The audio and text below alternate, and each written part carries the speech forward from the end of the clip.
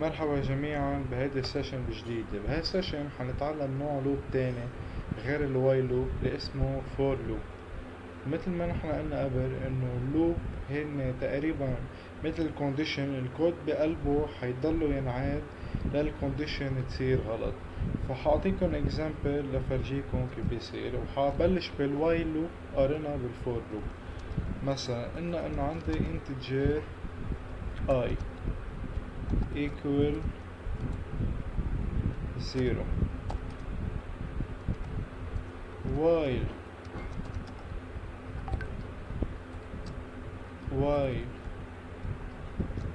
I is less than 5 while I is less than 5 بدي اعمل هذا الكود المعين اللي هو cout I and line و I plus اوكي، ورح اعمل run لنشوف شو بده يصير. سو الاوتبوت تبعي 0 1 2 3 4. هلا هيدي اذا بدي اكتبها بالفور لوب هيك حاعمل. اول شي بكتب فور، اوكي، اول ستيب ان اعمل initiation للفاريبل تبعي اللي هو integer I. اوكي،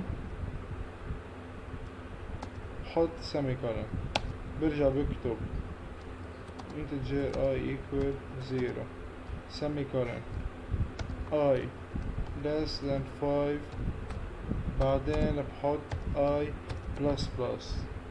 يعني شو الستيب اللي عم بعملهم؟ اول ستيب بدي اعمل initiate لفاريبل جديدة، يعني احسبوا انه هون هودي منو موجودين رح محيهم.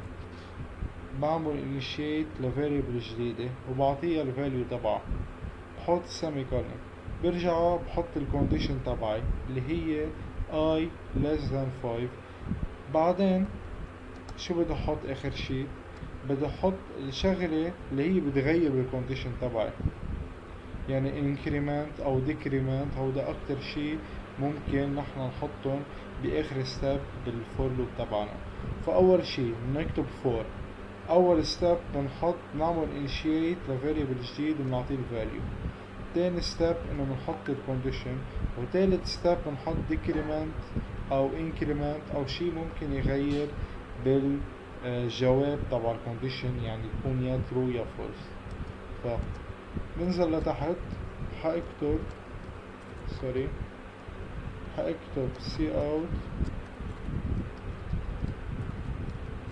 I ورح احط end line، رح اعمل run. لازم يطلع لي نفس الشي مثل ما طلع لي قبل وقت استعملت الوايل لوب.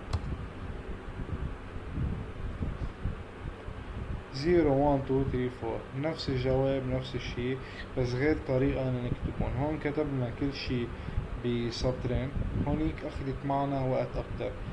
بالوايل لوب عملنا هيك، أول شي حطينا integer I، رح احط integer A أنا لغير لما تضيع بين ال I اللي تحت وال A اللي فوق. integer I equal 0، نزلنا كتبنا while A، سوري قبل شوي يمكن قلت I، while A is less than 5 بدي اعمل cout A end line وبدي اعمل increment ل A. فطريقتين مختلفة، اتنين لوب مختلفين، واحدة while loop واحدة for loop، بس بيعطونا نفس الجواب وفيهم تقريبا نفس طريقة التفكير.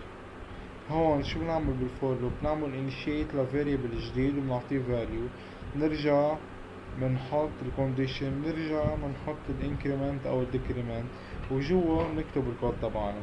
فهيدا كان الشرح للفور لوب، بتمنى ان تكونوا فهمتوا. اذا عجبكم الفيديو بليز اعملوا لايك، واذا عندكم حيلا سؤال حطوا على الكومنت واكيد برد عليكم. ميرسي وبشوفكم بتاني فيديو.